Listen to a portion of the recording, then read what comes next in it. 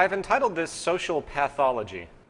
I decided to use the metaphor of disease to describe the current state of social affairs and the trends it foreshadows and perpetuates.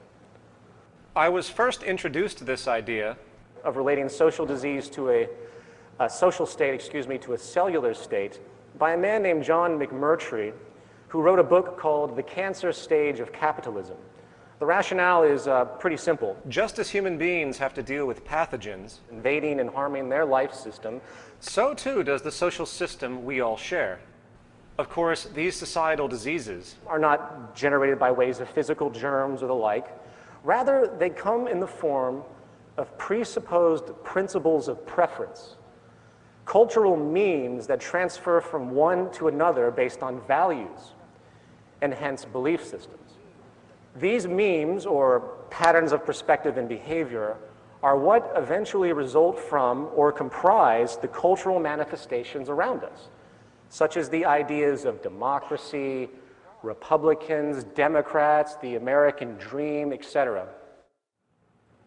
In Chapter 1, we will examine the symptoms and hence diagnose the current stage of disease we are in. Then in Chapter 2, we will establish a prognosis, meaning what can we expect from the future as the current pathogenic patterns continue. And finally, in Chapter 3, we will discuss treatment for our current state of sickness, and this is where the concept, of course, of a resource-based economy will be initially examined. However, as an introduction to this, I am first going to describe what I call the invisible prison. This is the closed intellectual feedback system, if you will, that consistently slows or even stops new socially altering concepts from coming to fruition, stops progress. Let me explain. The social order as we know it is created out of ideas, either directly or as a systemic consequence. In other words, somebody somewhere did something which generated a group interest, which then led to the implementation of a specific social component, either in a physical form, philosophical form, or both. Once a given set of ideas are entrusted by a large enough group of people, it becomes an institution. And once that institution is made dominant in some way, while existing for a certain period of time, that institution can then be considered an establishment. Institutional establishments are simply social traditions given the illusion of permanence. In turn, the more established they become, the more cultural influence they tend to have on us, including our values and hence our identities and perspectives. It is not an exaggeration to say that the established institutions governing a person's environment is no less than a conditioning platform to program, if you will, that person with a specific set of values required to maintain the establishment. Hence, we're going to call these established value programs. I have found the analogy of computer programming to be a great way to frame this point. While there is always a debate about genetics, an environmental influence, which, by the way, as I mentioned, Roxanne Meadows will go into at length later in the program, it's very easy to understand in the context of values, meaning what you think is important and not important, that information influences or conditioning is coming from the world around you. Make no mistake, every intellectual concept which each one of us finds merit with is the result of a cultural information influence, one way or another. The environment is a self-perpetuating programming process, and just like designing a software program for your computer, each human being is advertently and inadvertently programmed into their worldview. To continue the analogy, the human brain is a piece of hardware, and the environment around you constitutes the programming team which creates the values and perspective. Every word you know has been taught to you one way or another, and thus every concept and belief you have is a result of this same influence. Jacques Fresco once asked me, "How much of you is you?" The answer, of course, is kind of a paradox. For either nothing is me or everything is me. When it comes to the information I understand and act upon. Information is a serial process, meaning the only way that a human being can come up with any idea is through taking in dependent information that allows that idea to be realized. We appear to be culturally programmed from the moment we come into this world to the moment we die. And I'm not going to drill it in much more than that. However, consequently, the cultural attributes we maintain as important values are most often the ones that are reinforced by the external culture. I'm going to say that again. The most dominant cultural attributes maintained are the ones that are reinforced by your environment. If you are born into a society which rewards competition over collaboration, then you most likely will adopt those values in order to survive. The point is, we are essentially biochemical machines. And while the integrity of our machine processing power and memory is contingent in part on genetics, the source of our actions come fundamentally from the ideas and experiences installed on our mental hardware by the world around us. however, our biological computer, the human mind, has an evolutionarily installed operating system, if you will, with some seemingly difficult tendencies built in, which tends to limit our objectivity and hence our rational thought process. This comes in the form of emotional inclinations. You know, I'm sure many people here have heard the phrase, be objective. No human being can be fully objective. That's one of the important things I learned actually from Mr. Fresco. Therefore, there is a very common propensity for us humans to find something that works for our needs, Given the social structure, and then to hold on to it for dear life, regardless of new conflicting information which might rationally expect a logical change to occur. Change tends to be feared, for it upsets our associations. And by the way, when it comes to maintaining income in the monetary system, you see this propensity in full force, which I will talk about a lot more later. Therefore, anytime someone dares to present an idea outside of or contrary to the establishment programming, the reaction is often a condemning of the idea as blasphemy or undermining or a conspiracy or simply erroneous. For example, in the academic world, investigation often becomes confined to Self-referring circles of discourse, closed feedback loops, which assume that the foundational assumptions of their schools of thought are empirical. And only these experts, as defined by their established credentials, are considered viable authorities, therein often dominating influence over the public opinion. This is a doctor named Ignaz Semmelweis, and please excuse my lack of Hungarian pronunciation, but he was a physician who lived in the mid-1800s who performed childbirths. Through a series of events, he realized a pattern, that there was a relationship with the transfer of disease and the fact that the doctors of the times never washed their hands after performing autopsies.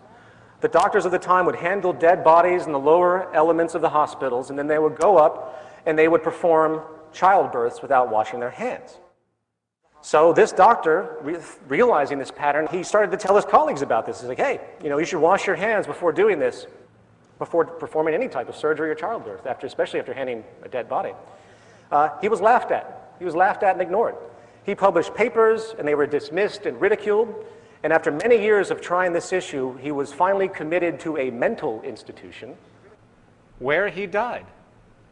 It was many years after his death when Louis Pasteur developed the germ theory of disease that his observations were finally understood, and people realized what a horrible mistake had been made.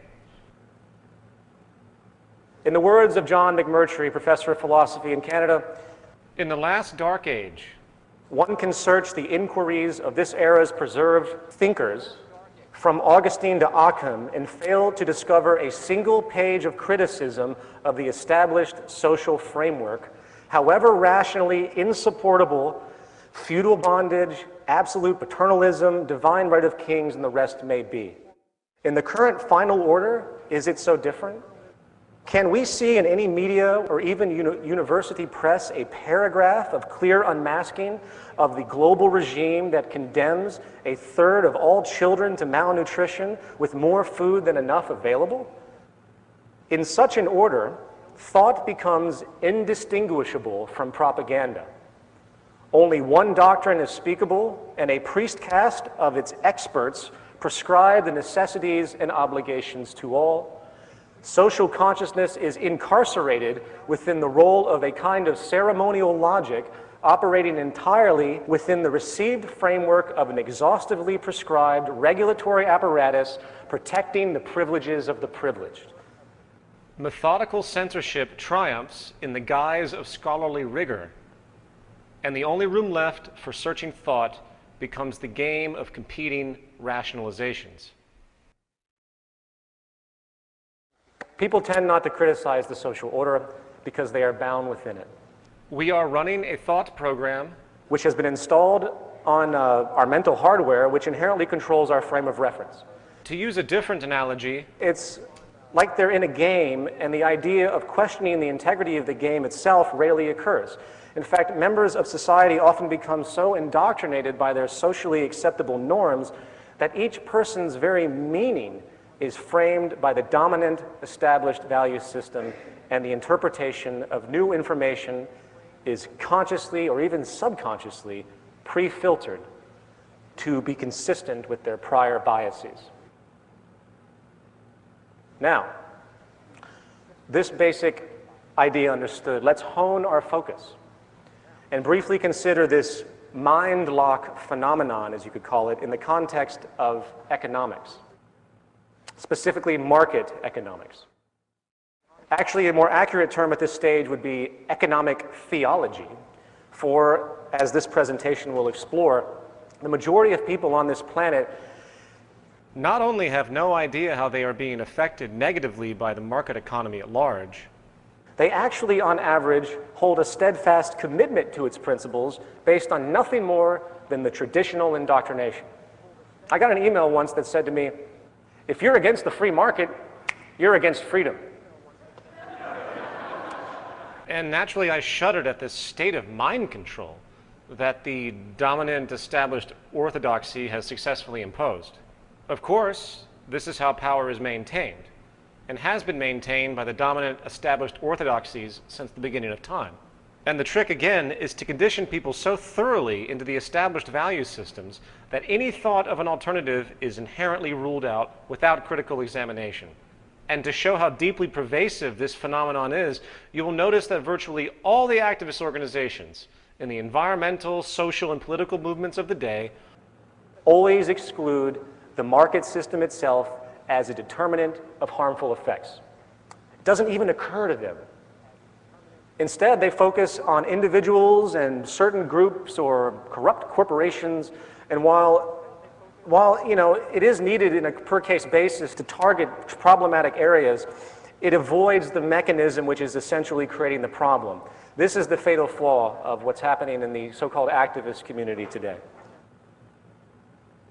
And, as will be firmly and clearly established over the course of this presentation, the greatest destroyer of ecology, the greatest source of waste and pollution, the greatest purveyor of violence, war, crime, inhumanity, poverty, and social distortion, the greatest generator of social and personal neuroses, mental disorders, depression, anxiety, and the greatest source of social paralysis, stopping us from moving into new methodologies for global sustainability and hence progress on this planet, is not some government, it's not some legislation, it's not some rogue corporation or monopoly or cartel, it's not some flaw of human nature.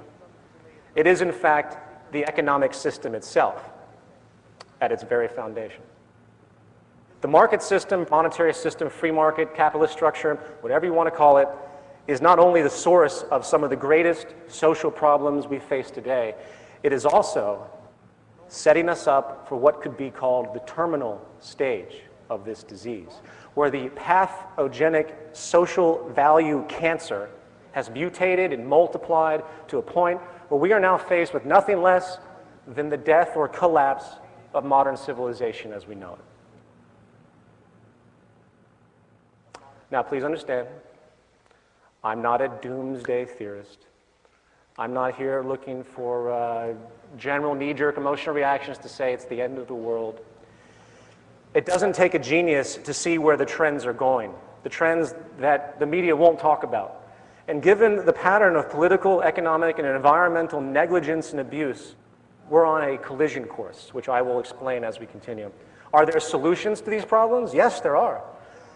But they are so far outside of the status quo And a threat to those in power both politically and economically that they are just outright dismissed as irrational and absurd.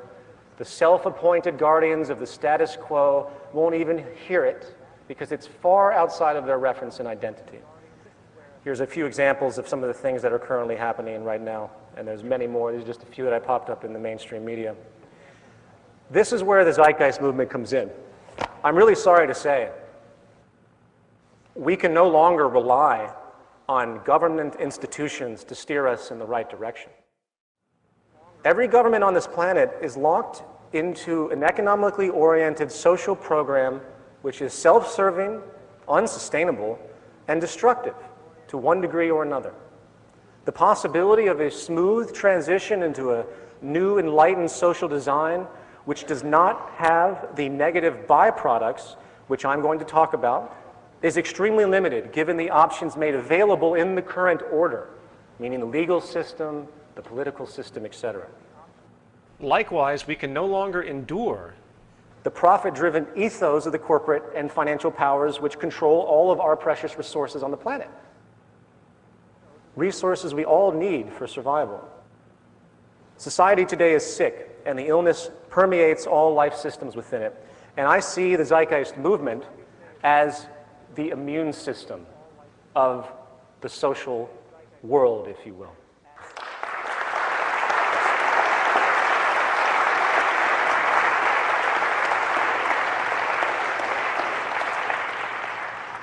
Thank you. Chapter 1, Diagnosis. Before I begin this analysis of the social condition, we need to first consider the problem of value and cultural relativism. People today tend to think that their ideas are equal to others' ideas, regardless of supported information. This obsession with opinion has created a frame of reference for so many people today which has no physical referent, where evidence becomes inconvenient, and ultimately people think that everything is equal. And you get this argument a lot, and I'm sure you've all experienced this. It's a very, very specific point. Everyone is not equal in their opinion. It's impossible, as quaint and convenient as such a concept might seem. The ultimate question becomes, what actually deserves belief? What is important to everyone on this planet, and how do we maintain our well-being both personally and socially in a sustainable way? What is the indisputable common ground which can all be agreed on in a world of Christians, Muslims, capitalists, socialists, atheists, anarchists, Scientologists, Republicans? What can we all agree on? Well, here's one thing that's universal. Being healthy versus being sick. Being healthy is a preferred value preference, you could say. Normal versus pathological states, hence healthy versus diseased states, provide an incontrovertible value basis, for all individuals and societies. Virtually all people in all societies prefer to be alive and healthy. That's last I checked. There is no cultural relativism about whether having good food to eat, staying away from cancer, or having unpolluted water to drink is a good value to have. Therefore, our analysis of the health of society is not going to be based on GDP, the consumer price index, the state of the stock market, economic growth, unemployment levels or employment levels, free trade agreements, or any other commonly referenced economic attribute used to claim that society is improving or growing. Instead, we will examine things that actually matter, such as rates of disease, poverty, social capital, trust, conflicts, corruption, planetary depletion, pollution, murder rates, life expectancy, educational performance, imprisonment rates, drug and alcohol abuse, mental illness, etc. These are things that actually matter. So let's begin. Contrary to popular belief, evidence now shows that our early human ancestors, which predate the Neolithic Revolution, really didn't live in a state of perpetual conflict and extreme scarcity as many anthropologists early on had assumed. In fact, hunter-gatherer societies were in a very unique arrangement, immersed in both a restrictive yet self-regulating environmental paradigm. Before the advent of agriculture, there was very little control over what was available. You didn't have agriculture, you couldn't control the environment. So what happened is a natural balance was in order. And the societies themselves seemed to reflect this balance by having, in fact, non-hierarchical, non-competitive, leaderless social structures. In fact, it has been found that their value systems, their social values, were essentially based on equality, altruism, and sharing. And they literally forbid upstartism, dominance and aggression, and egoism. We know this today because of anthropological research done on remaining hunter-gatherer societies around the world, such as the Piraha, which is how it's pronunciated, out of Brazil. Amazingly, it appears that well over, and this is an important point, for anyone that tells you that the current system is natural, for well over 90% of the human being's existence, human species' existence, on this planet as we know it, we were within social organizations that did not use money, that did not have hierarchy, and they even had counter-dominance strategies where the majority would work together to shut down any individual that was trying to gain power and control. Pretty much a reverse of what we have today. The Neolithic Revolution changed all of that. It provided human beings with an ability to control their environment more intently. The sustenance of life could now be cultivated essentially at will. Now, while this advent would appear as a profound benefit to all, it also introduced some pesky social problems as a result of conditioning attributes, which we still deal with today. In the view of anthropologist and professor of neurology at Stanford University, Dr. Robert Sapolsky, hunter-gatherers have thousands of wild sources of food to subsist on. Agriculture changed all of that, generating an overwhelming reliance on a few dozen food sources. Agriculture allowed for the stockpiling of surplus resources and thus, inevitably, the unequal stockpiling of them, stratification of society, and the invention of classes. Thus, it has allowed for the invention of poverty. Since this dramatic change in the structure of human society, the creation of imbalances has continued, and social stratification and income inequality are now staples of the modern world, as we all know. In fact, many who are unfamiliar with human history would probably consider these attributes, again, to be part of some natural human order. It's so pervasive today. We have gone from food cultivation to commodity bartering to gold exchange to metal-backed certificate exchange to fiat currency. We went from a system with values reflective of true natural processes to a system of values based on certificates of ownership traded for income on their own, virtually, or I would say not even virtually, completely decoupled from physical resources. And we have come from a world based on necessity and social drive for preservation and sustainability to a world based on strategic manipulation, pointless materialism, and an obsession with property and ownership. In the words of historian, philosopher David Hume, the first man who, after enclosing a piece of ground, took it into his head to say, "This is mine," and found people simple enough to believe him, was the real founder of civil society. How many crimes, how many wars, how many murders, how many misfortunes and horrors would that man have saved the species who, pulling up stakes, or filling up the ditches, excuse me, should have cried to his fellows, "Beware of listening to this impostor. You are lost if you forget that the fruits of the earth belong to us all, and the earth itself to nobody."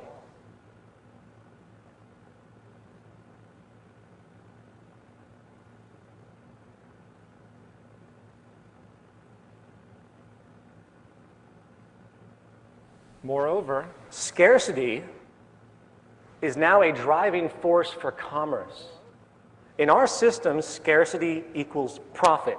the less there is of something, the more it can be valued in terms of money. In other words, abundance is a negative thing in the profit system. In the words of anthropologist Marshall Shallens, the market industrial system institutes scarcity in a manner completely unparalleled and to a degree nowhere else approximated, where production and distribution are arranged through the behavior of prices and all livelihoods depend on getting and spending. Insufficiency of material means becomes the explicit, calculable starting point of all economic activity. Likewise, I would like to point out as a simple aside that the money supply in America at all times has less in value than the outstanding transactions required. In other words, there isn't and never will be in the American money supply or most other money supplies on the planet enough money in existence at any one time to cover the outstanding transactions within the economy. Money is created out of debt through loans, and interest is charged for those loans, whether it is a government bond or a personal home equity loan. If every single debt was called in right now in our economy, there would be an enormous amount of money that is literally impossible to pay back in domestic currency. This is a central reason why stratification and inequality is literally built into our system.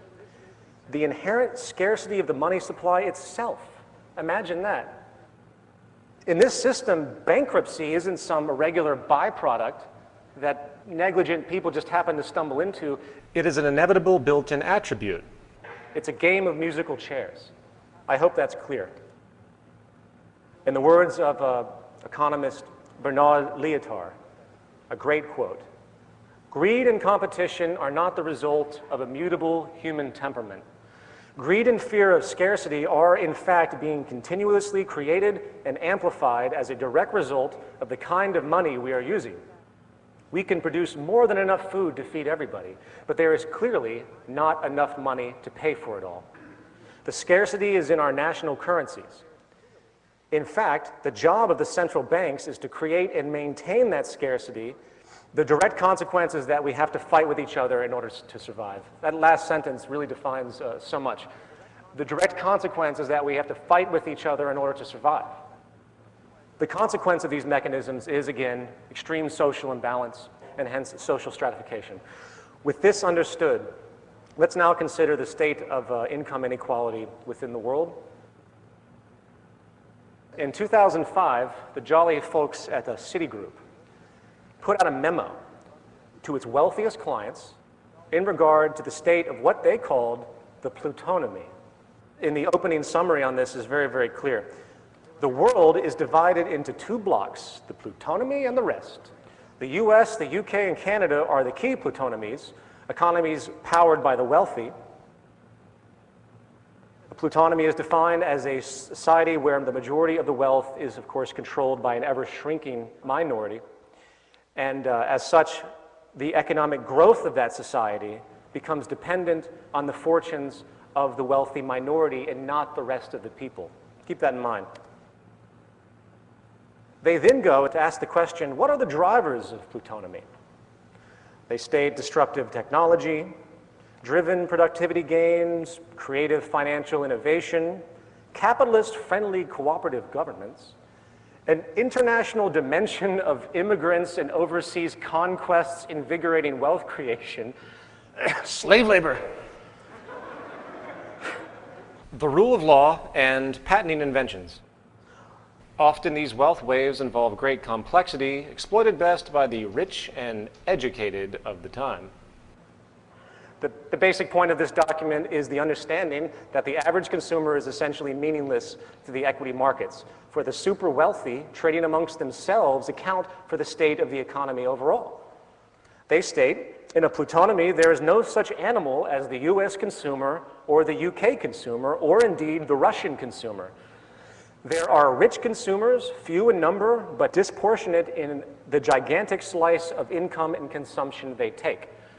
There are the rest, the non-rich, the multitudinous many, but only accounting for surprisingly small bites of the national pie. They continue. This is why, for example, we worry less about the impact of high oil prices on aggregate consumption. Clearly, high oil prices are a burden for most parts of our communities. However, without making any moral judgment, income inequality being what it is just makes this group less relevant to the aggregate data. The conclusion? We should worry less about the average consumer, say the 50th percentile, what they're doing, when that consumer is, we think, less relevant to the aggregate data than how the wealthy feel and what they are doing. This is simply a case of mathematics, not morality. You got to hand it to him for being honest. Now, before I go any further, let me clarify a bit. Plutonomy, as the Citigroup documents describe, and these are very long-winded documents, is of course the state of extreme imbalance, so extreme in certain countries that the investment community has little regard for the average person's consumption habits. In other words, the preference mutation has occurred as a result of the financial incentive system, where the consumption patterns of the general population become nearly obsolete in the interests of the wealthy, where they, the wealthy elite, the plutonomy, can now just trade amongst themselves and forget about the lower classes. In other words, so much money is being moved around between the rich that the public consumption patterns are nearly irrelevant. This, of course, makes sense when you think about the methods used to gauge health of the economy, which are supposed to be relating to everyone. GDP. GDP is basically calculated by how much money people spend or make on a given good or service.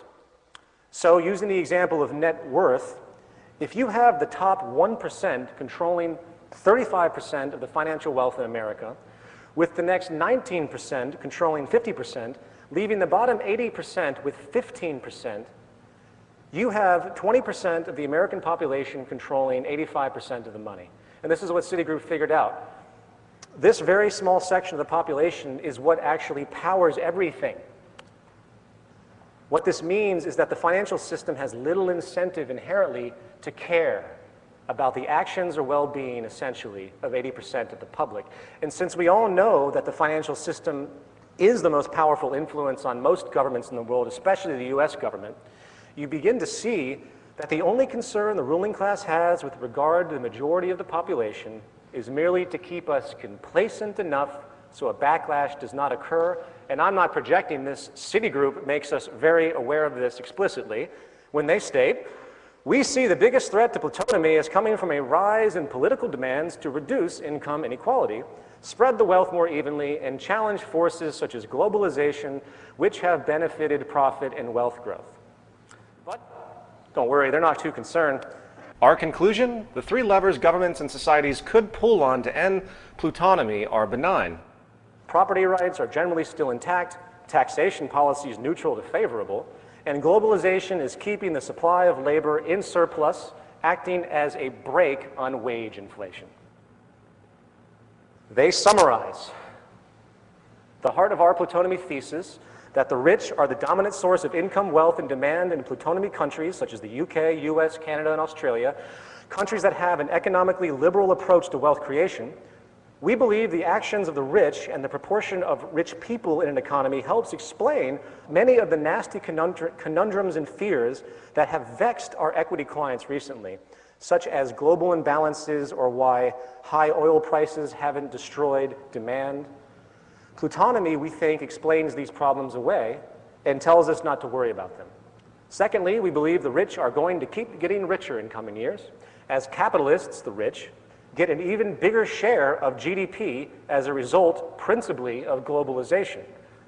We expect the global pool of labor in developing economies to keep wage inflation in check and profit margins rising. Good for the wealth of capitalists, relatively bad for developed market, unskilled, outsourceable labor.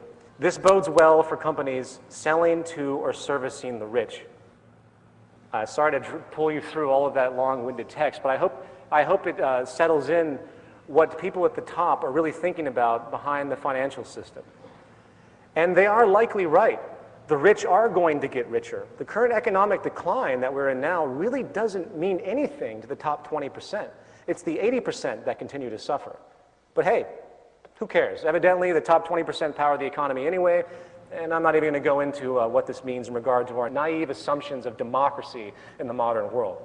In fact, in the words of former Supreme Court Justice Louis D. Brandeis, I believe is how you pronunciate it, we can have democracy in this country, or we can have great wealth concentrated in the hands of a few, but we cannot have both.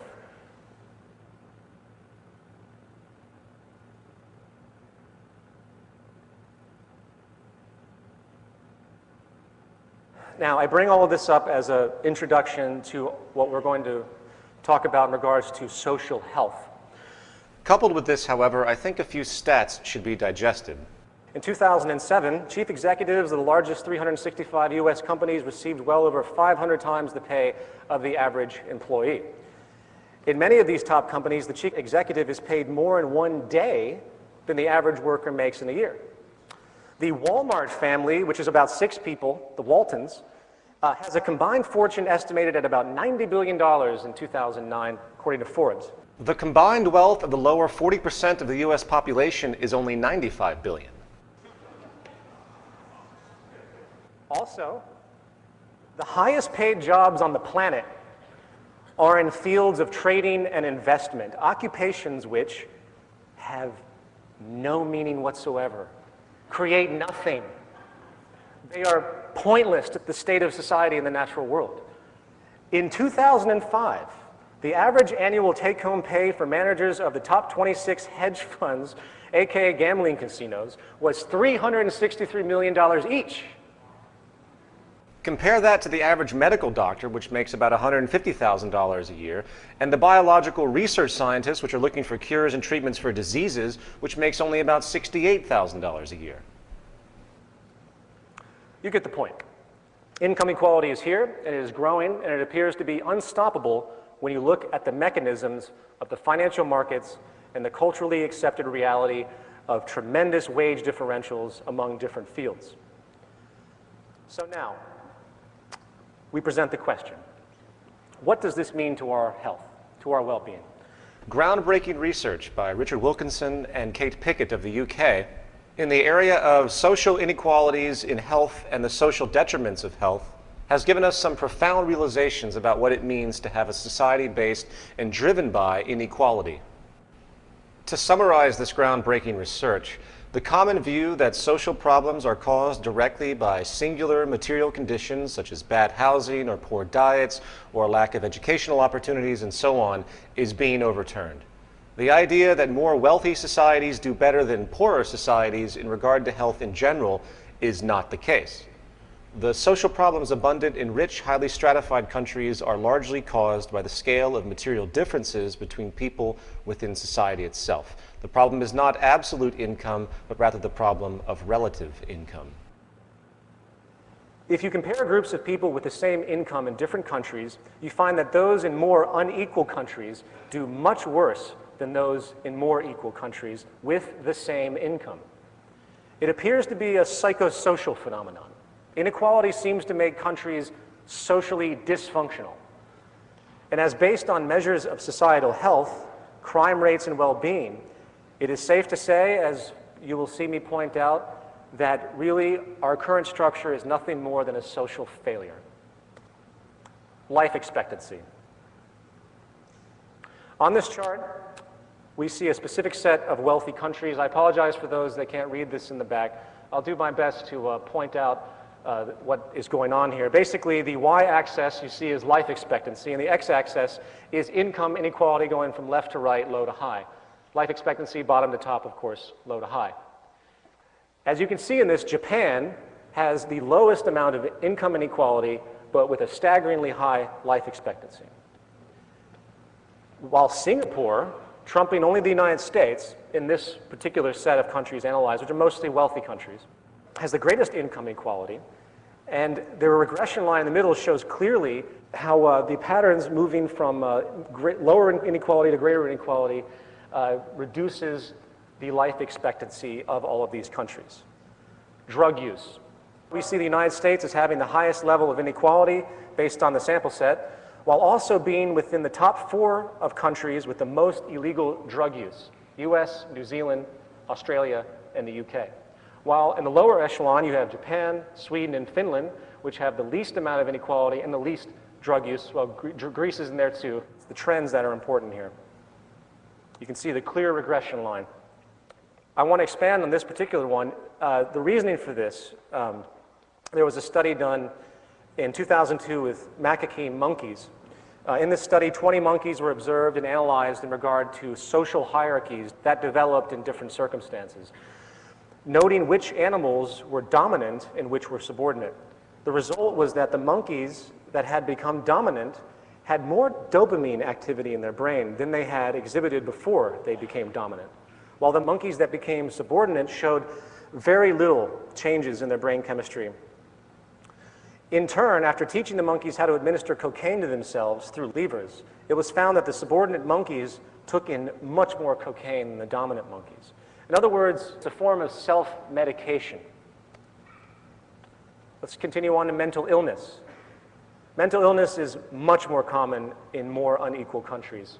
Once again, we have the US at the peak of mental illness. We have Japan at the lowest echelon. As you can see from this chart, mental illness and inequality are very much correlated. A quick glance at SSRI antidepressant drug visits to doctor's offices among adults 18 years of age or older in the United States from 1995 to 2002 shows a clear trend of growing dependencies on antidepressants. The most common type of disorders, of course, are anxiety and depression. A psychologist by the name of Jean Twenge did an interesting study which proved that Americans are much more anxious than they used to be. A survey of college students from 1952 to 1993 across 52,000 students found that students today were more anxious, than 85% of the population at the beginning of the study, meaning 1952. By the late 1980s, the average American child was more anxious than the child psychiatric patients of the 1950s. As far as depression, a study called Time Trends in Adolescent Mental Health found that in Britain, depression among people in their mid-20s was found to be twice as common in a study of 10,000 or so people born in 1970. 10,000 people study, twice as common in 1970 as it was in 1958.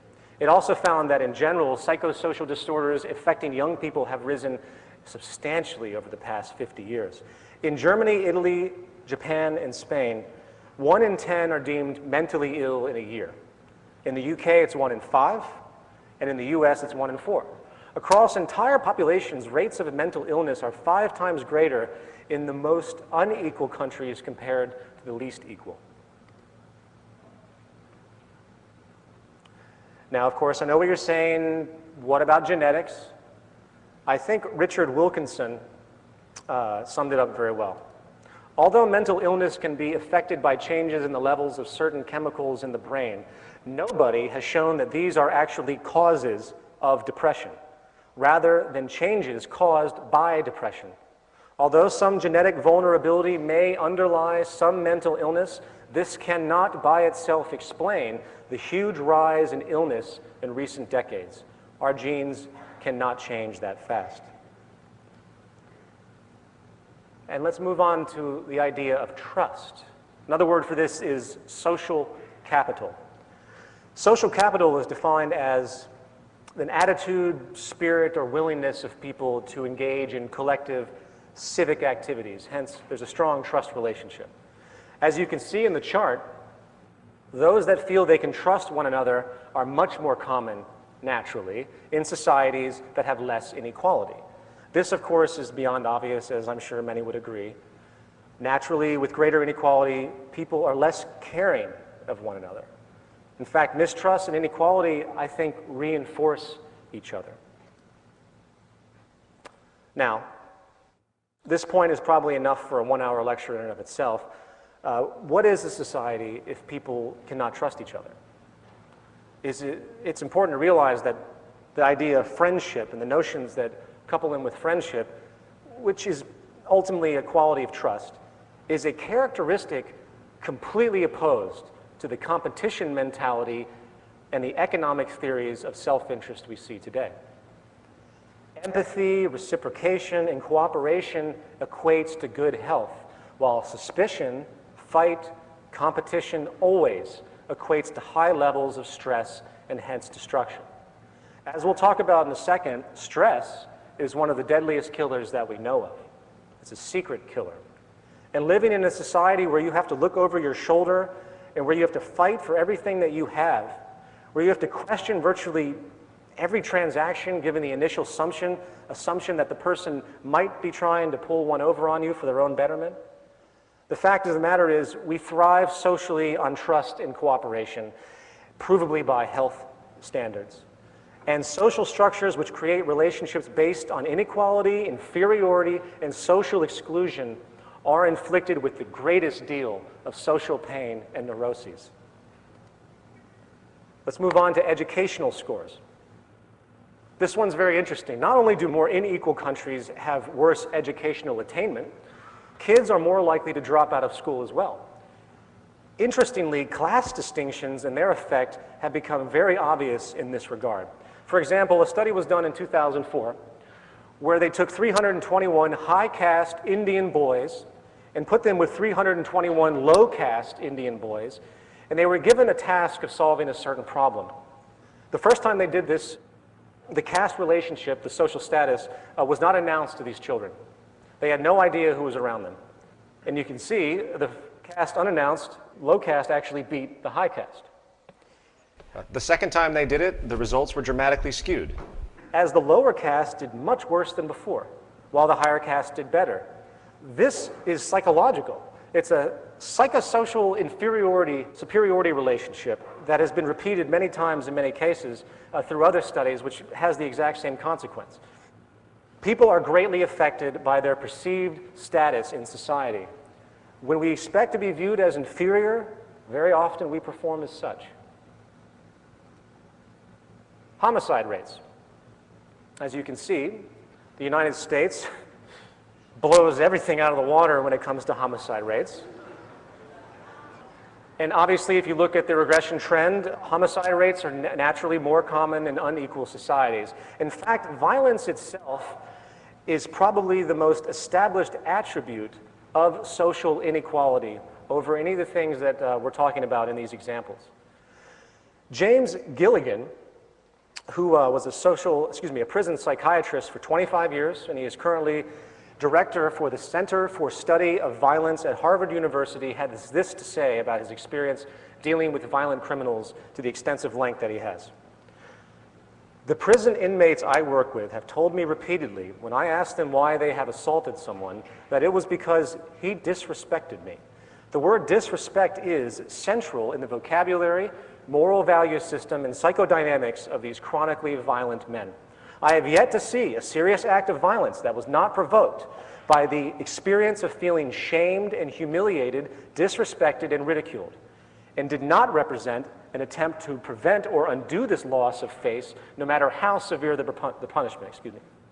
For we misunderstand these men at our peril if we do not realize they mean it literally when they say they would rather kill or mutilate others, be killed, than live without pride, dignity, and self-respect. They literally prefer death to dishonor.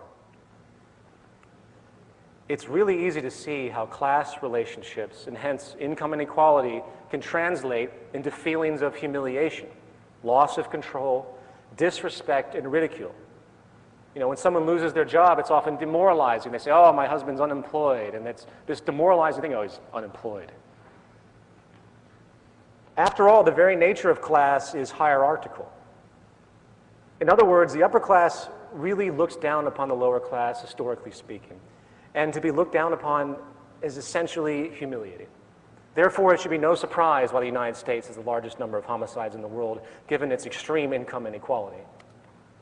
And this leads us to rates of imprisonment. The trend is very acute as well. Obviously, as we can see, imprisonment rates are much higher in unequal countries. The more unequal the country, the more people in prison. However, what is interesting about this reality is that it doesn't just relate to rates of crime, which of course is more prevalent in unequal societies, but it also has to do with the punitive attitudes toward the so-called criminal elements of society. In other words, the more unequal the society, the harsher the punishments are for a given offense. and hence more people are put into prison for longer periods of time than they are in more equal countries. Since 1984, the state of California has built 1 new school and 20 new prisons. As an aside, for those out there who think the prison system might serve some therapeutic rehabilitation role in the modification of human beings and human behavior, I would like to refer back once again to our prison psychiatrist James Gilligan for his perspective. He states, "The most effective way to turn a nonviolent person into a violent one is to send him to prison. The criminal justice and penal systems have been operating under a huge mistake, namely the belief that punishment will deter, prevent, or inhibit violence, when in fact it is the most powerful stimulant of violence we have yet discovered." Now, here's a very interesting one, social mobility. Social mobility has to do with the class relationship that you have upon your birth and how easy it is for you to move up out of that class or lower than that class during your life. In other words, if you're born into poverty, how much of a possibility do you have to become wealthy? Well, as you can see by this chart, the United States, home of the American dream, Has the lowest mobility rate. of all the countries in the sample set. There are very high odds that if you're born into poverty, you will stay in poverty. Likewise, if you were born into great wealth, you will stay wealthy most likely for the rest of your life. And if you think about it, it's really a form of class segregation. This reality can be blamed in part on the very mechanisms of our financial system, which keeps the lower classes poor and the upper classes rich deliberately.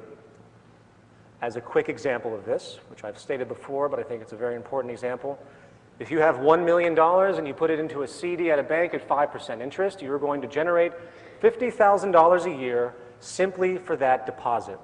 You are making money off of money itself, paper made on paper, nothing more, no invention, no contribution to society, nothing.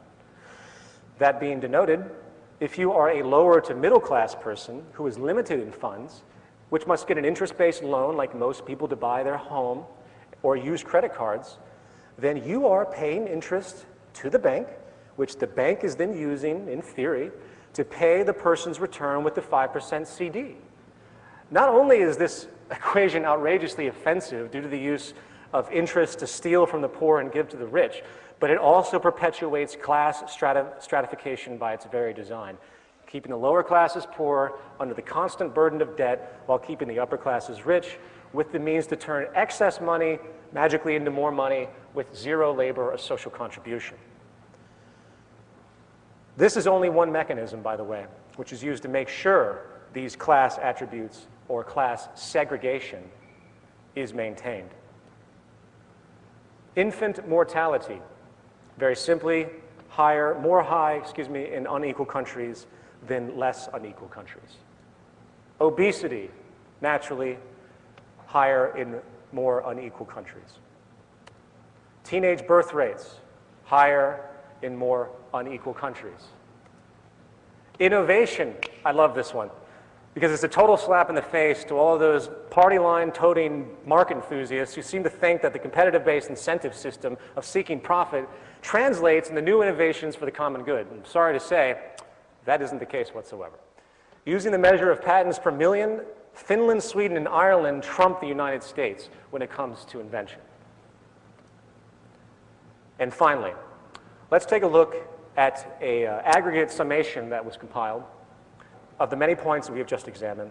This chart shows life expectancy, math, literacy, infant mortality, homicides, imprisonment, teenage births, trust, obesity, mental illness, drugs, alcohol use, and social mobility. As you can see, in the United States, with the highest level of stratification, we are the absolute worst. And just to make sure you understand this analysis clearly, here is a chart showing absolute income of the same thing you just saw. As you can tell, there is no pattern. There is no trend regression line. Here they are side by side, so you can see how viable this information really is. The trend is very clear about the ramifications of inequality in a given country or social environment.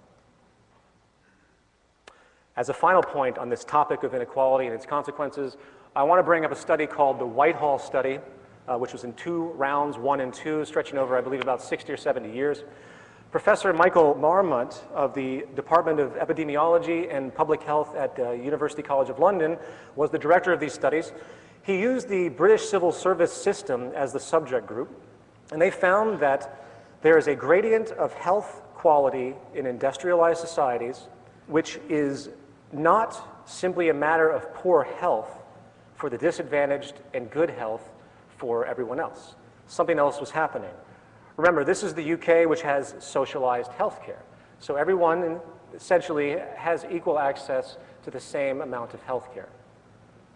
They found, regardless of this, that there was a social distribution of disease as you went from the top of the socioeconomic ladder to the bottom.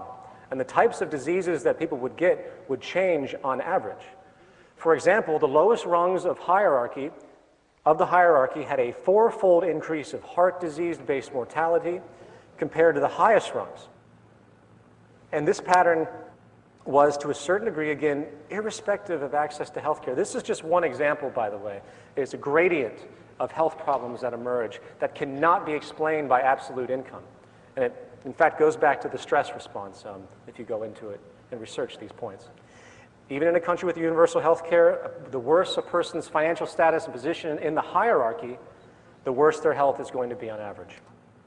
In other words, people in higher socioeconomic positions, those higher in the pyramid, live longer, enjoy better health, and suffer less from disability, while those of lower socioeconomic status die younger and suffer the greater burden of disability and disease. This comes in the form, again, of a gradient, meaning that from the higher upper class straight down to the lower class, bottom class, each successive step down or up the socioeconomic ladder constitutes a respective quality change in a person's health. The bottom line is that there's a great deal of statistical data that screams that living in a more equal society is more healthy and productive for about 99.9% of the population. It is only those at the very tip of the pyramid that could be considered unaffected by the disease known as social inequality. Equality benefits everyone, in other words. Now, given this reality, it begs the question, what is the actual psychosocial cause of these issues? What are the most dominant mechanisms in place that continually support class division and the neuroses and sickness it generates? Well, we really don't have to look very far for a viable possibility. The cultural programming wing of the market system is the advertising industry, which serves to perpetuate the consumption values that you see around you. However, it goes much deeper than that. It goes much deeper than just getting people to buy things for a specific company's profit. The fact is, the values of materialism and consumption are of dire importance to the operation of the world economy. Without those values, the system would falter, and let me explain why. At the core of the economy as we know it lies the unalterable requirement for constant, perpetual, cyclical consumption. In other words, the entire basis of what we refer to as economic growth, which in turn is translated into things such as gross domestic product, which are supposed to be measures of social progress and the like, is nothing more than human beings constantly and perpetually buying and selling over and over and over again. If human beings do not buy things, companies and stores cannot afford to pay their employees. If an employee cannot be paid, then that employee, which is also the consumer, cannot go out and spend the money they receive from employment back into the system to perpetuate the cycle. If people do not constantly spend their money, the entire economic structure, including the entire labor system, would completely collapse. Given this reality, the highest priority of any corporation, or in fact, any government that cares about its economy, is to make sure the public has an immediate interest to constantly consume. It is interesting to point out that America was originally founded on a certain degree of a Protestant work ethic, a Protestant worldview, where thrift and savings were actually dominant values back then. Since that time, advertising agencies had to switch their arguments from utility-oriented angles to those engaged in for emotional appeal and status enhancement. Americans now consume twice as much as they did before the end of World War II. As an historical note, one of the leading figures in this American value hijacking, as I would call it, is a man named Edward Bernays. Bernays is most famous for his book called Propaganda, in which it was bought by many people, including Joseph Goebbels. He was hired by all the major corporations many, many decades ago to help influence the public into buying things very simply that they did not need. A new world of neurotic associations, such as materialism and conspicuous consumption, to quote Thorstein Veblen, was unleashed during this time and has grown and mutated dramatically. Today, human needs have become utterly perverted By the imposed, suggested wants generated by the consumption-provoking mechanism of marketing and advertising. The more dissatisfied and unhappy a population is, the better it is for advertising agencies and corporations. Consumerism feeds on a form of inferiority and self-consciousness. And that translates very literally into identity and social status. Amazingly, the indoctrination is so powerful that consumerism is regarded by most of society as reflecting some kind of basic human interest, as though it's a reflection of human nature. This, of course, is baseless. In fact, our neurotic need to shop and consume is actually a reflection of how deeply social we are and how influenced we are by the social programming and status orientation of possessions and appearances and everything else that's been pushed upon us. Okay, on this note, I'm now going to begin to transition the next section of this presentation. And to bridge that, I want to make a point that not only does the status-generated consumption patterns of most of the public, especially in America, cause a great deal of social stress, leading in part to many of the problems we have just analyzed, the propensity for constant cyclical consumption, which again is required for the entire world economy to function, is also outlining trends which show a clear path to severe environmental problems and the continual breakdown of civilization as we know it, as we destroy all of our natural resources through this idiotic act of conspicuous consumption to fuel GDP. Part 2, prognosis. The prior points made about the well-being and quality of life issues associated with social imbalance is a big issue. However, to be fair, just because there's a propensity for an overweight, violent, diseased, mentally disturbed, selfish, untrusting, illiterate population does not necessarily translate into the consequence of social collapse, as we're beginning to see. So we're going to move on, putting the basic well-being of humanity aside for a moment and focus on the mechanisms of the social system itself and the larger order problems that are being generated. Okay, here's the deal. One of the most critical things to understand, without a shadow of a doubt, proves the unsustainable nature of our current social system and how it is on a collision course with nature, is this. Due to the way money and hence the market system functions, we are locked into an incompatible paradigm where two mutually exclusive operating principles, one, the need for constant consumption or infinite growth, collides with an unyielding finite planet and hence the physical laws of nature. You simply cannot have an infinite growth of commerce and hence consumption in a closed system such as the planet Earth. For all those that don't fully understand this, let me explain more. The planet Earth is basically a closed system when it comes to its resources. All the minerals and energy deposits that we currently use have rates of cultivation that dramatically exceed the lifespan of the human being. For example, oil and fossil fuels in general took over 100 million years easy for them to come about. The same goes for our mineral resources. The 4,400 mineral species out there today took outrageous amounts of time to be created. The diamonds that we find today took over 3 billion years to be created. Now, given this environmental reality, it would seem painfully obvious that the most important aspect of any earthly society would be the preservation of the Earth's resources, right? It would seem, in fact, that the entire basis of any economic structure would have as the #1 priority the preservation of the resources of the planet. Why? Because once it's gone, it's gone.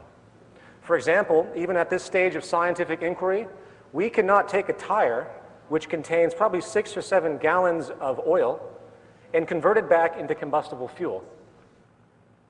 So instead of having a logical system of resource management where we actually monitor the Earth's resources and try, as the human species, to strategically orient our use of these precious finite elements, we came up with something much more interesting. And it's called the infinite growth economic paradigm.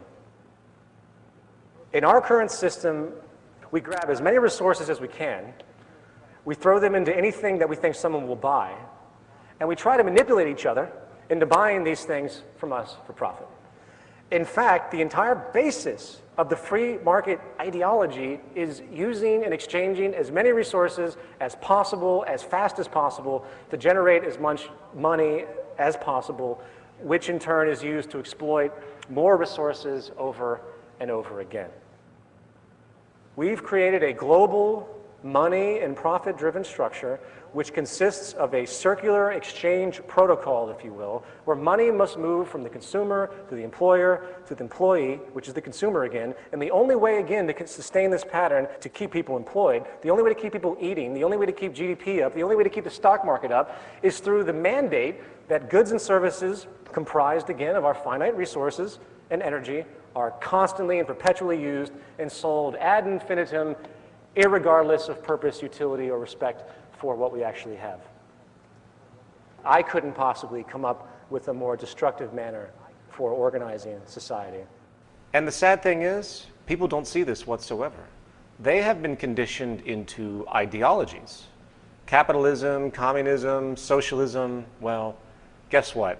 Any social ideology, specifically economic, which does not directly relate to the resources of the planet in its doctrines explicitly, meaning the attributes of our environment which actually sustain our lives, is an inapplicable and thus irrelevant social ideology.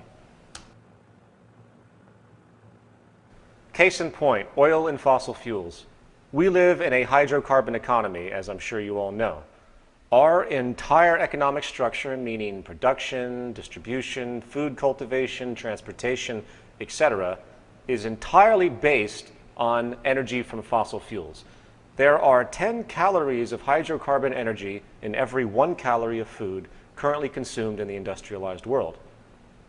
This is M. King Hubbert, a geologist and, interestingly enough, a technocrat.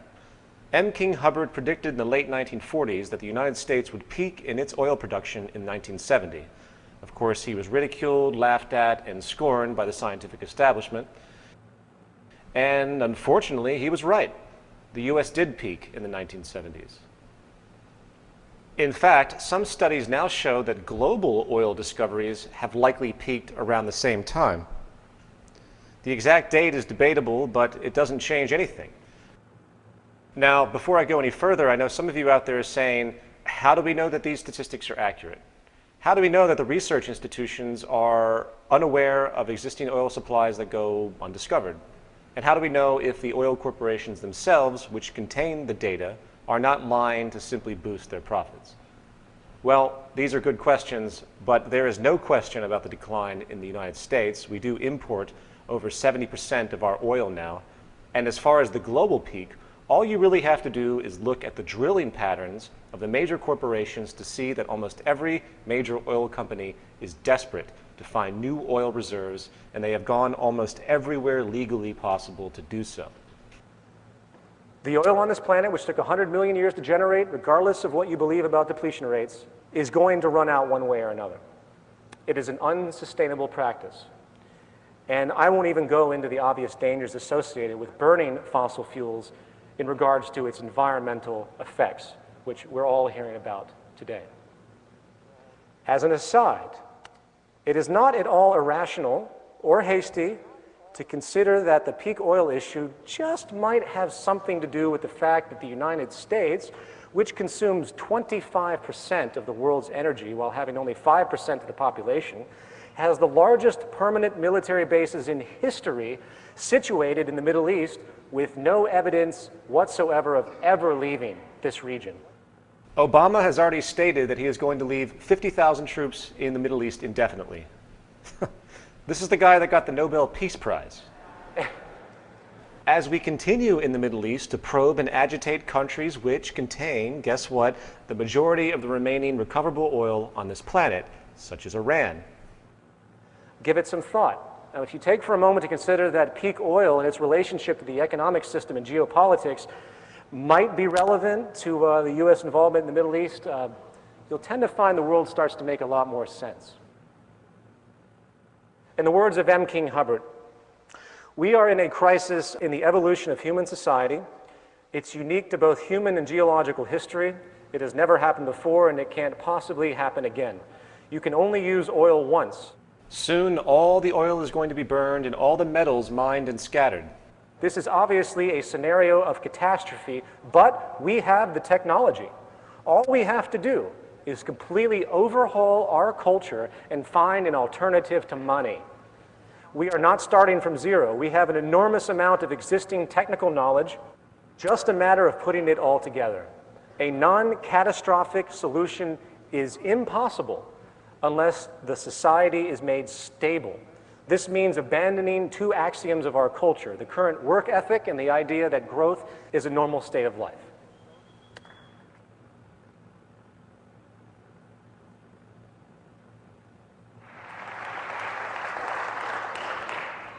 He continues in a paper he wrote in 1981 called Two Intellectual Systems, Matter, Energy, and the Monetary Culture.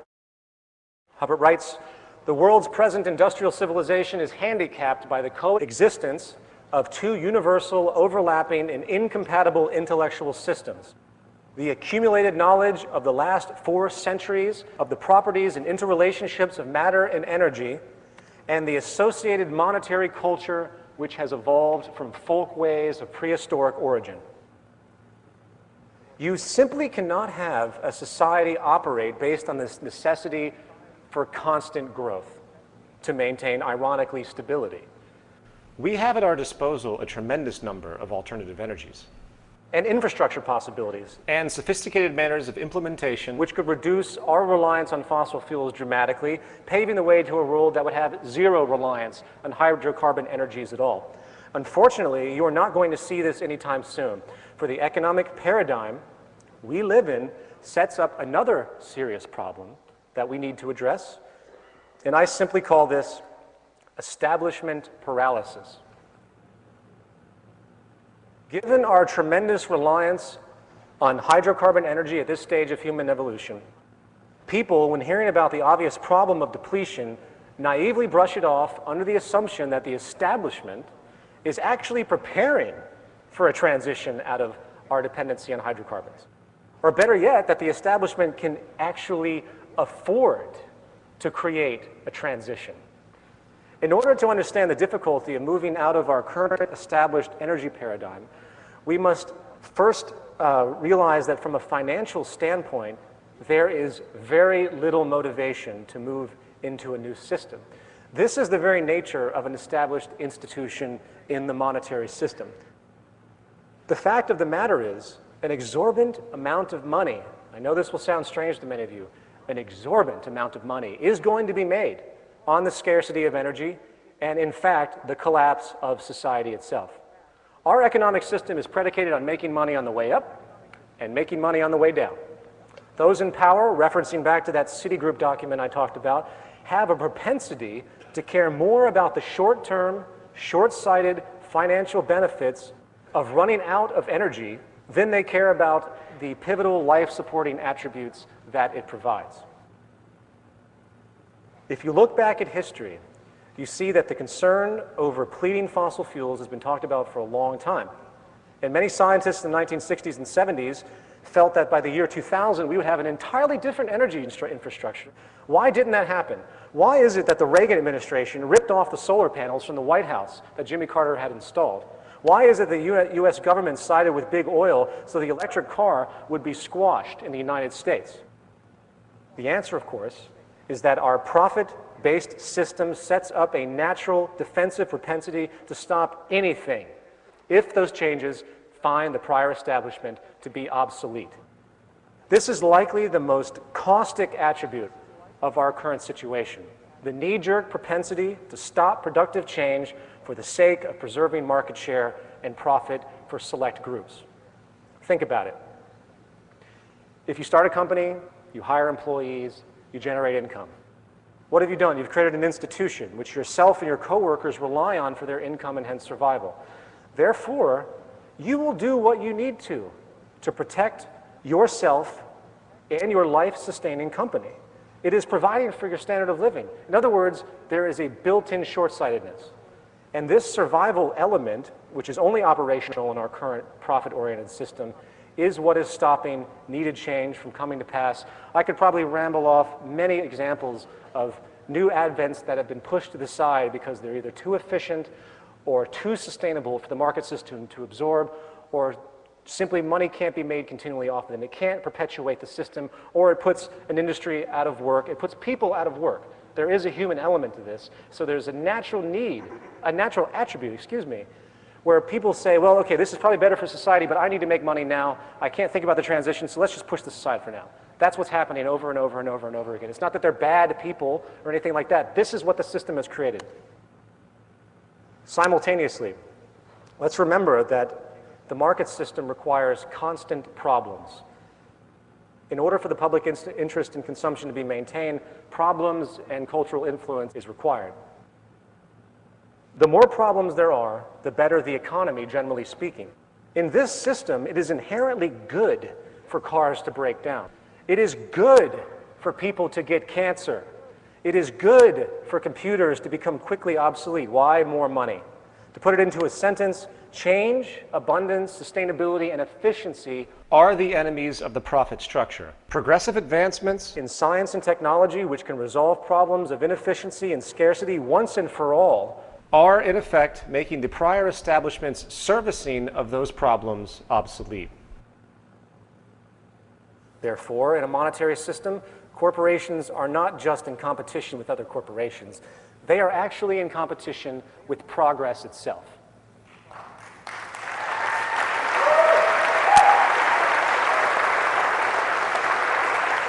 Thank you. And again, this is why it's so difficult to have any form of change in a monetary system. You simply cannot have a social convention where money is made off of inefficiency and scarcity and misery and expect a quick incorporation of new advents that can relieve these problems. Okay, with that understood, let's get back to the energy problem. The final issue I'd like to point out is this. Apart from the fact that there's a great deal of money to be made by the select few as the majority suffers, apart from the fact that the established energy institutions have little motivation to forego their profitability to alter society's energy mediums, is the very harsh reality that due to the outstanding debts globally right now, I think as we all know, the Earth is essentially bankrupt, as hilarious as that is, there is likely not going to be enough money to change anything. And I want everyone to think about this very critically. As exciting as the potentials are for renewable energy in the fields of solar, geothermal, tidal wave, and the like, potentials that have been documented thoroughly that will far exceed the global energy consumption by thousands of percent.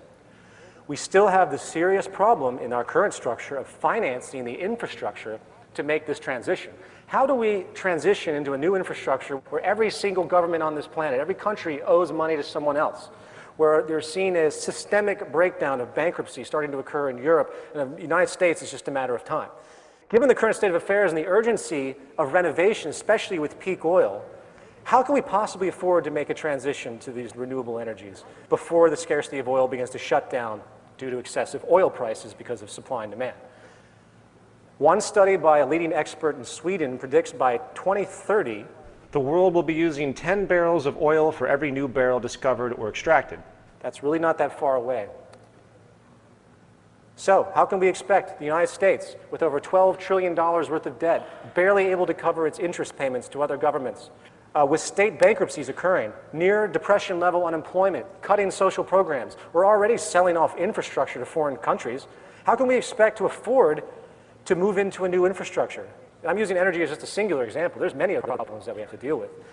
In 2008, the executive director of the International Energy Agency stated that it would take $22 trillion in investment to update the global energy supply infrastructure by 2030. $22 trillion. Where is that money going to come from?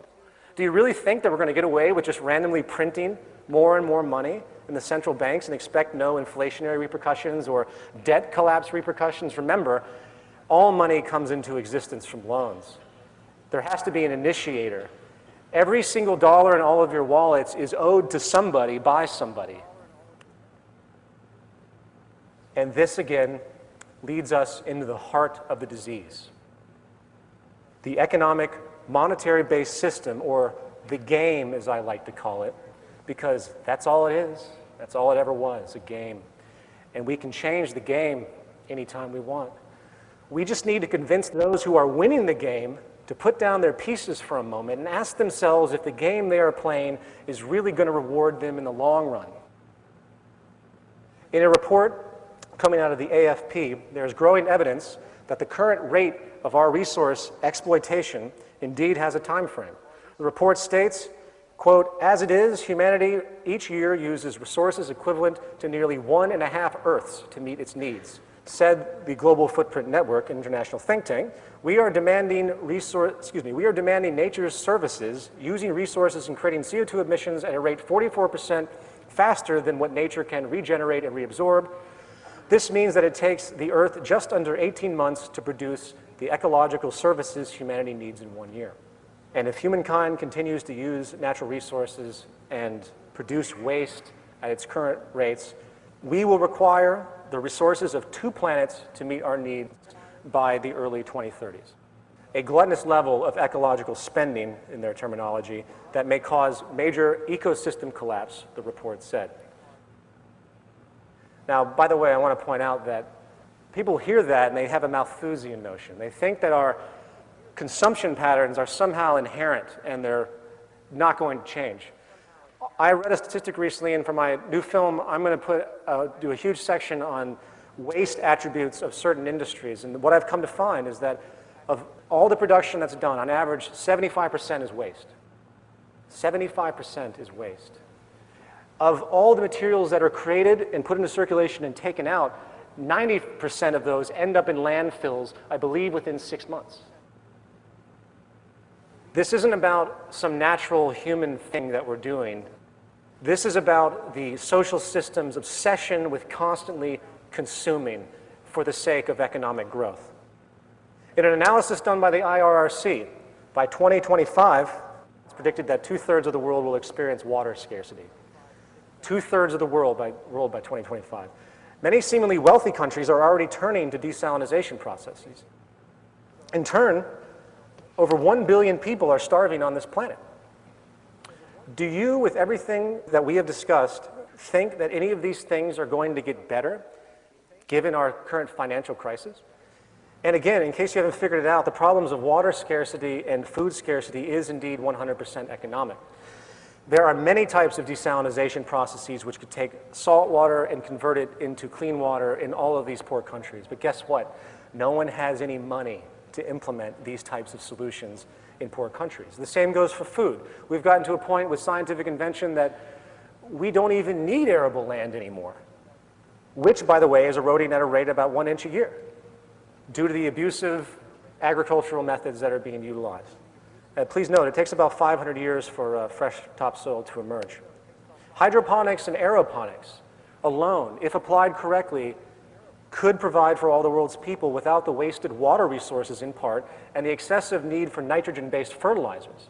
In fact, you could build these facilities on the land that is depleted in stories. You could have skyscrapers, if you will, of organic food production on an industrial level. But once again, who has the money to do that? And on an extremely enraging and sad note, the more we experience social breakdown, the more human exploitation, crime, and abuse will occur. While here in America we think that slavery was abolished many decades ago, the fact is there are now more slaves in the world than any time in human history given the definition of slavery. However, this time it doesn't come from the form of owning people, it is simply the globalization attribute of exploitation for cheap labor. I'm going to stop here as far as talking about the negative attributes inherent in our system, along with the ongoing social collapse, which, by the way, I personally can't see an end to for a very long time, if at all, frankly, until we move into something more sustainable.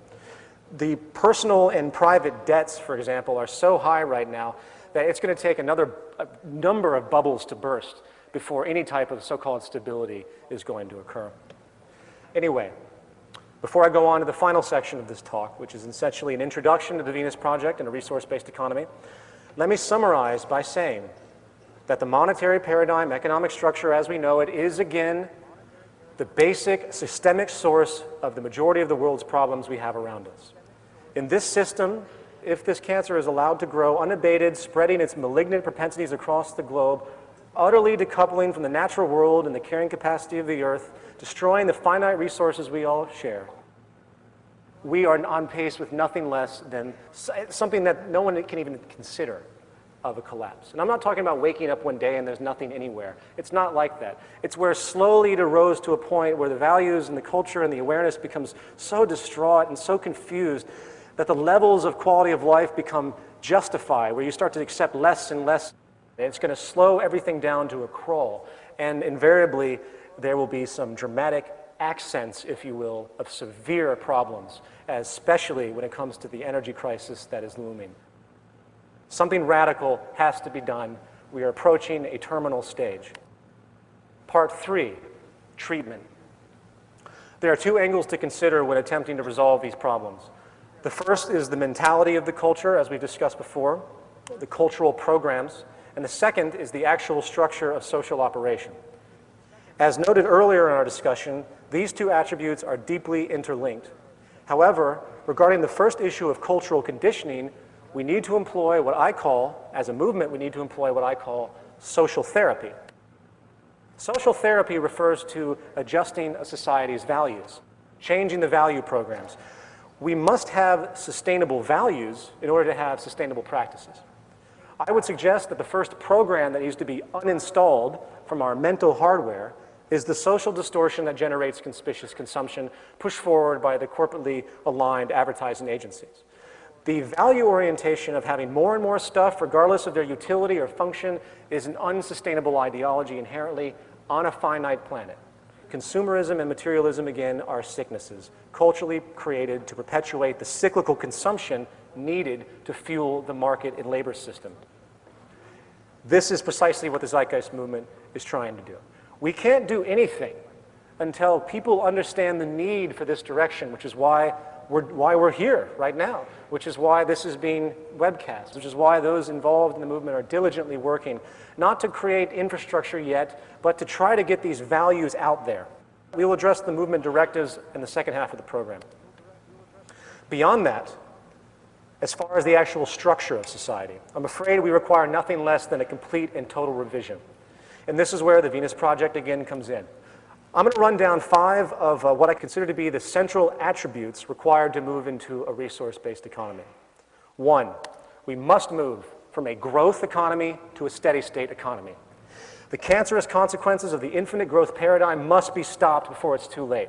In the final analysis, given our technological ingenuity at this stage, we propose the absolute elimination of the monetary system itself. There's no reform possible to stop what the system is doing. The scarcity and waste we see around us is created by us, not some intrinsic process of nature or some Malthusian inherent tendency. The need of money is no longer relevant and is extremely detrimental, in fact. Second, we must move from a primitive, competitive, invention-oriented system, work system, to a collaborative system. Not only are all goods produced in our current society inherently inferior, by the way, due to the need to maintain a competitive cost basis in the marketplace, but the competitive system also generates massive amounts of corruption.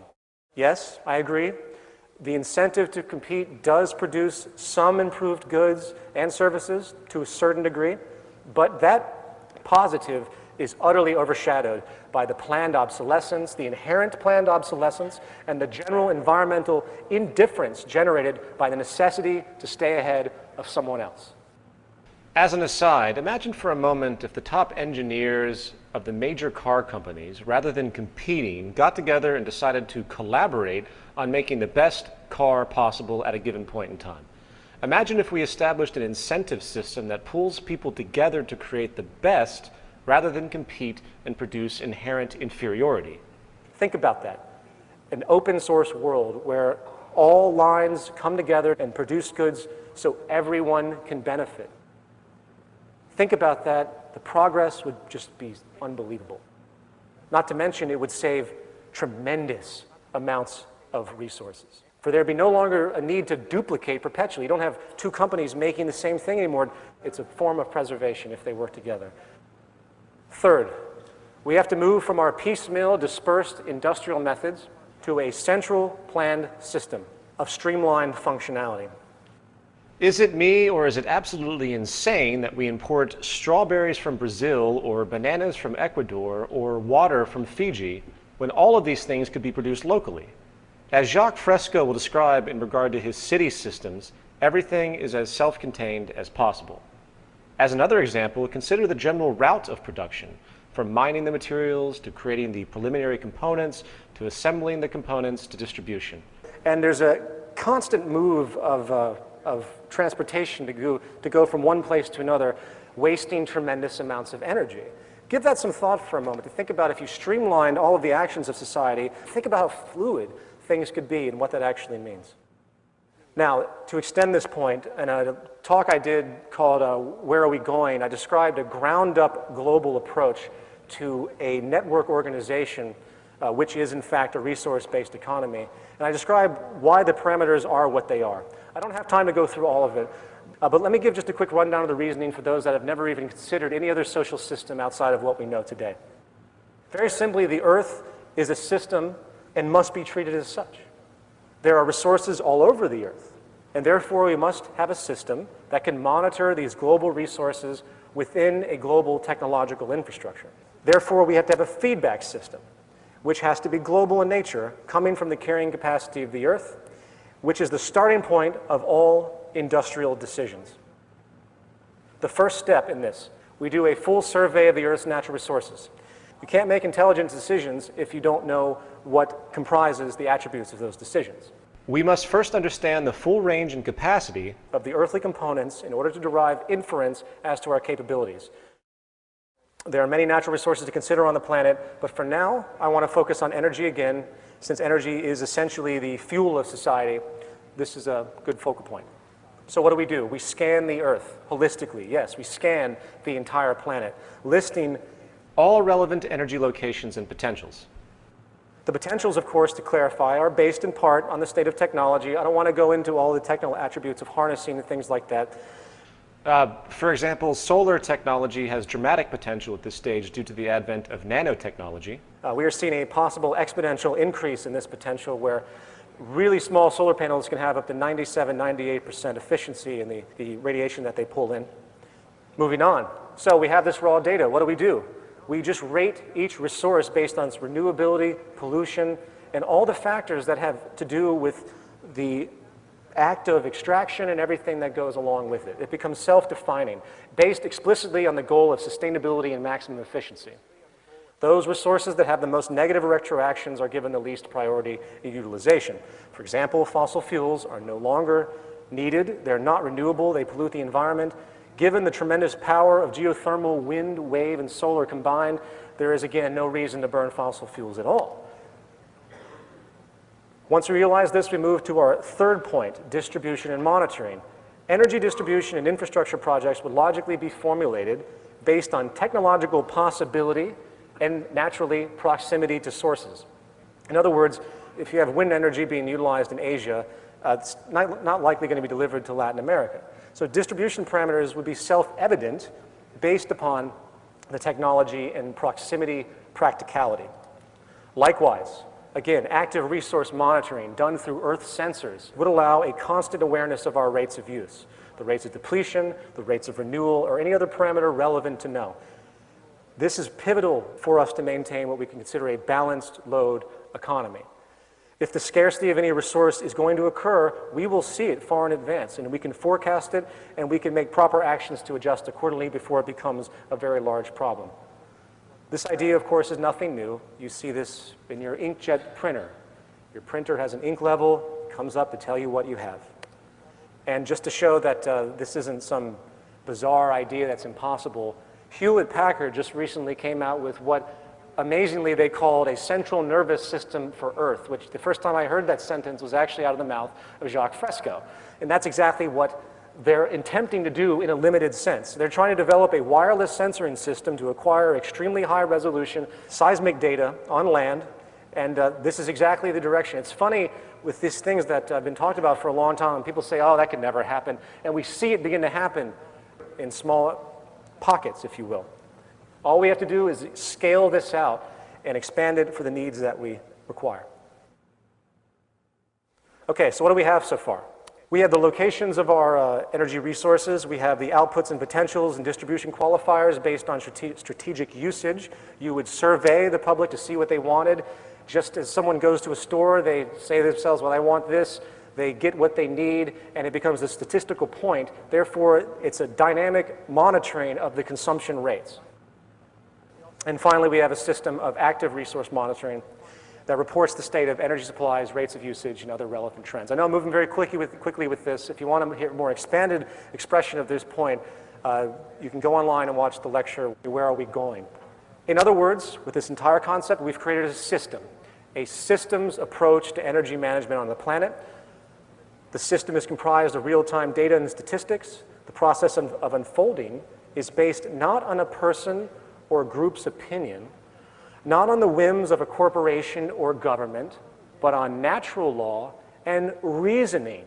In other words, once we establish the interest that survival and hence sustainability is our goal as a species, which I hope everyone here shares, each parameter to consider in regard to resource management becomes completely self-evident from the ground up. It's called arriving at decisions as opposed to making them, which is a subjective act based on incomplete information and very often cultural or personal biases. Using this energy model as a procedural example, and I'm going to start moving very quickly because I didn't realize how long this presentation was. It's already almost 5:30. We would compile this information into a computer database management program. And this will be the logical means to monitor and have automation systems to correct elements that are problematic. We want to eliminate the subjectivity currently dominant in our society. This is like a nervous system. There's no reason to vote on anything. There's no reason to debate anything in Congress. Moving on to point 4. For the sake of humanity and efficiency, we need to stop wasting time on labor processes that are generated by the market system to maintain employment. We need to move into deliberate automation of everything we can. Given the current state of technology today, there is absolutely no reason for a waiter to exist in any restaurant. There is absolutely no reason for anyone to work at the post office. There is absolutely no reason why anyone should be in virtually any factory whatsoever. I've been working on a statistical data set for a project that I'm doing in regard to employment in America, considering what percentage of the current workforce could be automated at this stage of technological know-how, coupled with eliminating occupations that have no social return, such as Wall Street, including all jobs that have anything to do with money.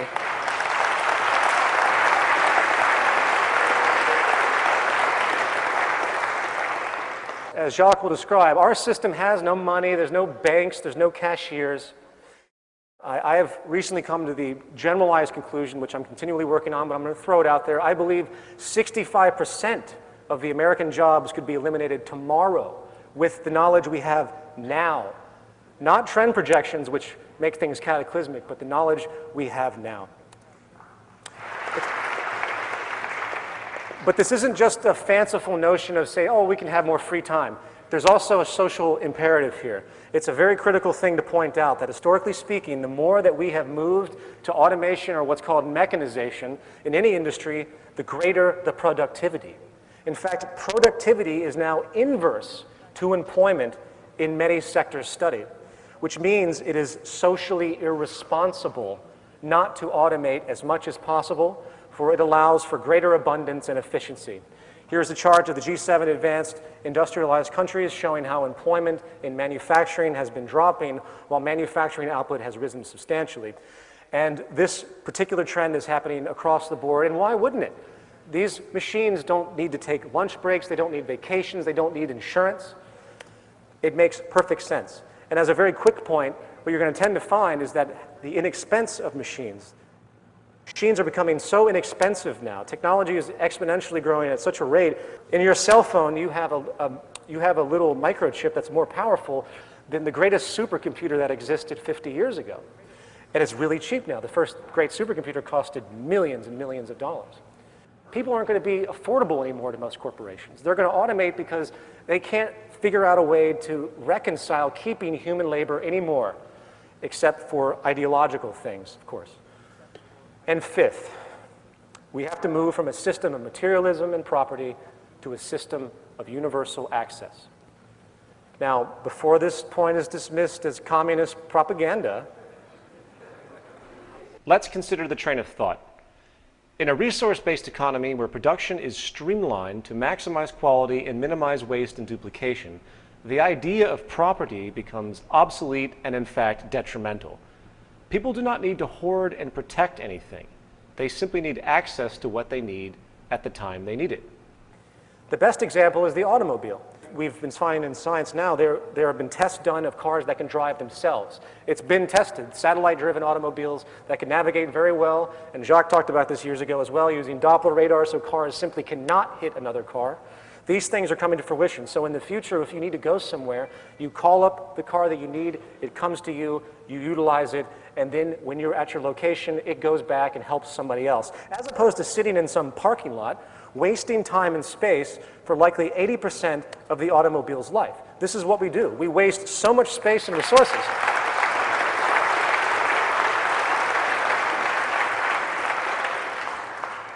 We waste so much space and resources with this primitive concept of personal ownership. It is environmentally detrimental and socially inefficient. And by the way, property isn't an American or capitalist idea. It's really a primitive mental perspective generated from generations of scarcity. People claimed legal ownership because it was simply a form of protection. It's also controlled restriction, in fact. You know, no longer would someone need to live in one place. One could travel the world constantly, getting what they need as they move along. Anything needed is obtained without restriction. There's no reason to even steal something, and this is an extremely important point. How could you steal something that no one owns? You certainly couldn't resell it because there's no money. Right there, you have 95% of all crime gone.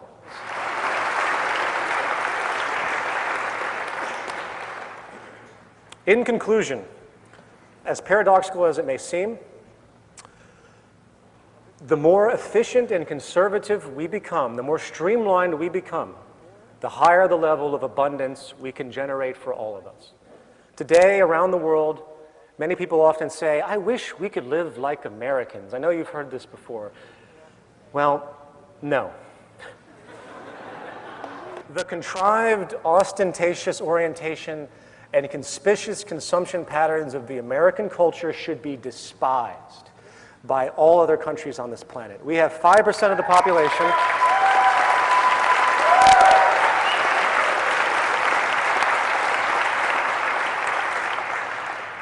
We have 5% of the population and we consume 30% of the world's resources. It's insane.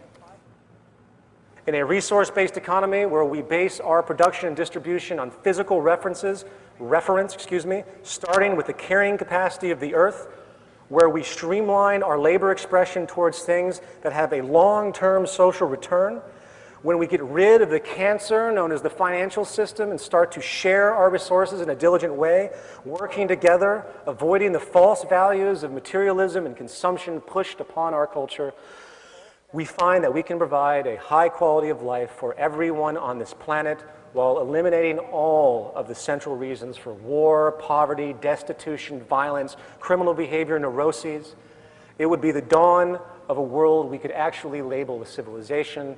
And if that isn't a goal worth working towards, I don't know what is. Thank you.